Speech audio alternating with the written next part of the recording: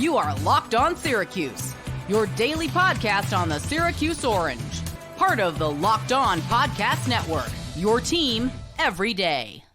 So let's go over this defensive line for Syracuse football next season. And I know that I did a whole preview of it last week, but after thinking about it and doing this video and preparing for it and coming up with three main storylines, I thought that the defensive line deserved to be shouted out once again because I got some questions for it.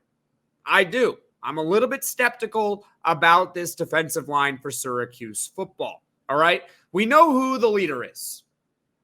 And if you don't know who the leader is, that's okay. I'm going to tell you right now. It's Fadil Diggs. He is a 4-star Texas A&M transfer. He was the number 56 overall player in the portal in the country. So top 60 transfer in the country. And he was the best player that Syracuse football brought in the transfer portal. He might be their best addition, period, if you want to include high school recruiting as well.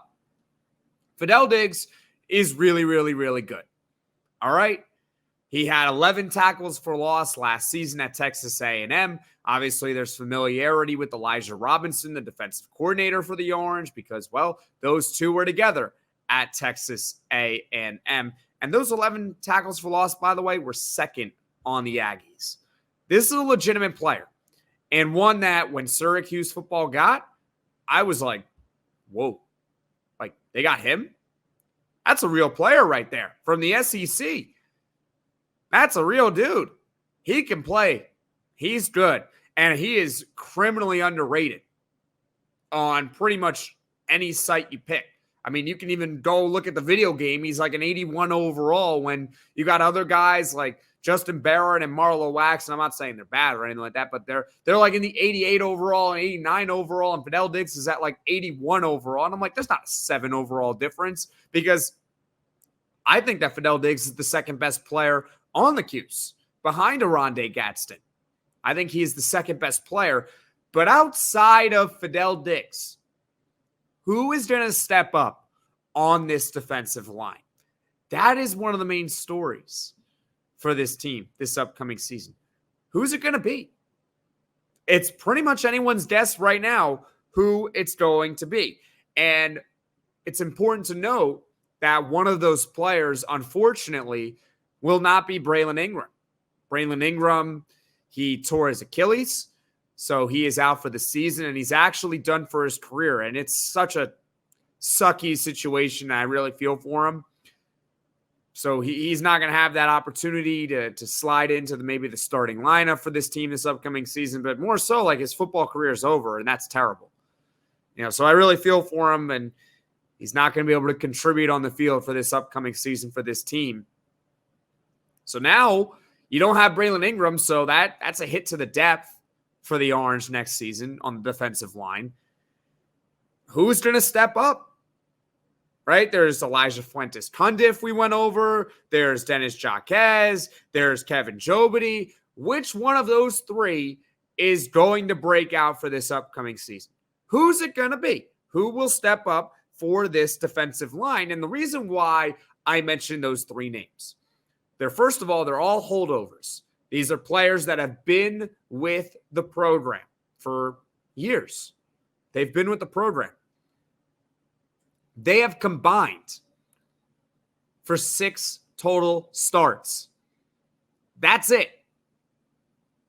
Those three players, Elijah Fuentes-Cundiff, Denis Jaquez, and Kevin Jobity, have combined for 6 total starts in their collegiate careers at Syracuse. So it's going to be a story. Who is going to take the job? Who is going to earn the starting spot along the defensive line? Is it going to be one of those three? Is it going to be two? Is it going to be all three of them? Because we know Fadil Diggs. We know Fadil Diggs has a spot. He's great. But who else will be beside him? I don't know. Then there's Dion Wilson. Dion Wilson is a New Mexico State transfer. He had a solid success last season, but that was at New Mexico State. There's a big difference between New Mexico State and Syracuse. Syracuse is in a Power 4 conference.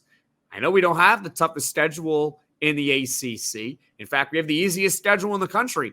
It's still tougher than New Mexico State. Will Dion Wilson be a starting defensive lineman for this team? And there's other players too along that defensive line.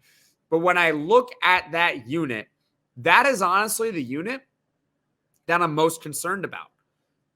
Because, all right, offensive line, well, that could be mitigated if Kyle McCord can get rid of the ball quickly, right? You get rid of the ball quickly, that helps your offensive line tremendously. It's when you hold on to the ball for too long, then your offensive line will start to break down if it's really not that good. And I know when I had Neil Adler on the podcast, we talked about the special teams.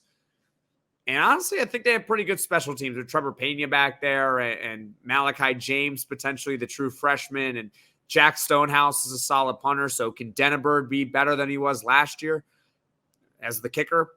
I like their special teams. It's the defensive line. Fadil Diggs leads the way, and there's question marks across it. So one of the main stories is, well, can they step up? Can someone or can multiple players along the front break out? Because if one of them does or multiple of them do, it's going to be a good unit. I'm not saying it's going to be a bad unit. It's just the one that I am most concerned about for this upcoming season. I'm really not, and when we're looking at the three storylines, I'm really not concerned about Fran Brown. I genuinely think he's going to be a good head coach. I do. I think he's going to be good. He's already left his imprint on this program. All right. He is a CEO type head coach. He's going to be good. Kyle McCord, I think with his pedigree, he's going to do just fine. I'm not worried about Kyle McCord. Defensive line, that's the one of the three stories that I mentioned where I'm like, I don't know.